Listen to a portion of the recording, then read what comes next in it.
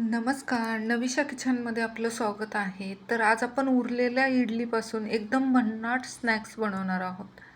ही recipe खूप सोपी आहे आणि घरच्या घरी पटकन तयार होणारी आहे. चला तर मग रेसिपीला सुरू करूया. प्रथम आपण ह्या इडल्या आहेत ना कापून घेणार आहोत. उभ्या कापून घ्यायच्या अशा. हे बघा अशा कापून घेतलेल्या आहेत. अशा मी सगळ्या इडल्या कापून घेते. हे बघा सगळ्या इडल्या मी कापून घेतलेल्या आहेत. आता आपण हे फ्राय करणार आहोत. तर त्याआधी मी तुम्हाला साहित्य सांगते काय काय घेणार आहे. 10-12 लसणाच्या पाकळ्या मी बारीक कापून घेतलेल्या आहेत. थोडीशी कोथिंबीर बारीक चिरून घेतली. सोया सॉस घेतलेला आहे आणि रेड चिली सॉस आहे. शेजवान चटणी घेतलेली आहे आणि टॅमॅटो कॅचअप घेतलेला आहे. तर आपल्याला एक पेस्ट तयार करायची आहे कॉर्नफ्लॉवरची. तर 1 चमचा कॉर्नफ्लॉवर घेतला आहे. आता थोडंसं पाणी टाकून अगदी थोडं पाणी टाकायचं आणि पेस्ट तयार करून घ्यायची आहे आपल्याला. गुठळ्या सगळ्या फोडून घ्यायच्या.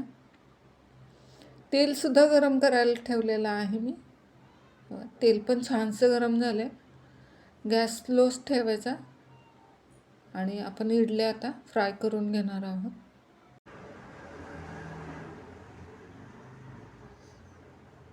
खूप कुरकुरीत होतं त्या इडल्या फ्राय केल्या की.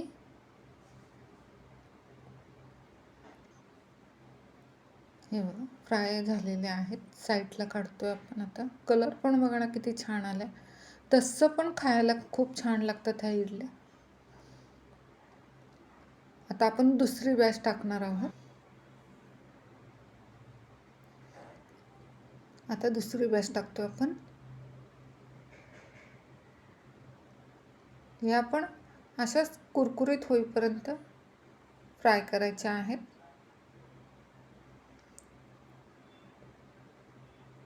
या पण झालेल्या आहेत तळून. साईडला काढतोय आता. तेलसुद्धा आता कमी करायचं आहे आपल्याला.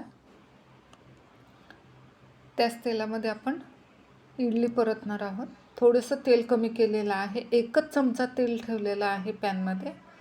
लसूण टाकलेला आहे. लसूण व्यवस्थित फ्राय करून घ्यायचं तेलामध्ये आपण. आता त्याच्यामध्ये टॅमॅटो कॅचअप टाकतोय आपण. 2 चमचे टाकतोय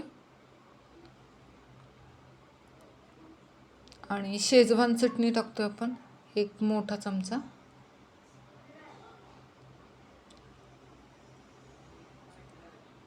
रेड चिली सॉस टाकतोय आपण 1 चमचा आणि सोया सॉस टाकतोय आता 1 मोठा चमचा भरून टाकतोय सोया सॉस.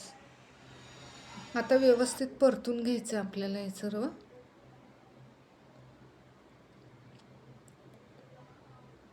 एकजीव करायचं. आता कॉर्नफ्लॉवरची पेस्ट आपण जी केलेली आहे ती टाकतोय त्याच्यामध्ये.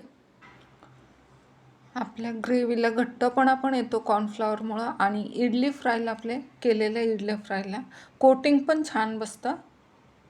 त्यामुळं कॉर्नफ्लॉवरची पेस्ट टाकलेली आहे. आता आपण इडली फ्राय जे केलेले आहेत ते टाकतोय त्याच्यामध्ये. 1-2-3 मिनटं व्यवस्थित परतून घ्यायचं. आता त्याच्यामध्ये आपण थोडीशी कोथिंबीर आणि पांढरे तीळ टाकणार आहोत. थोडीशी कोथिंबीर टाकते.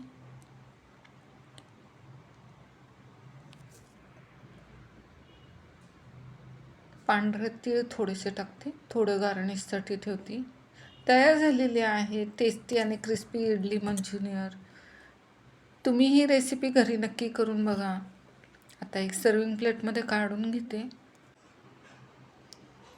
सर्विंग प्लेटमध्ये काढून घेऊ आपण. छान असं परतून झालेलं आहे.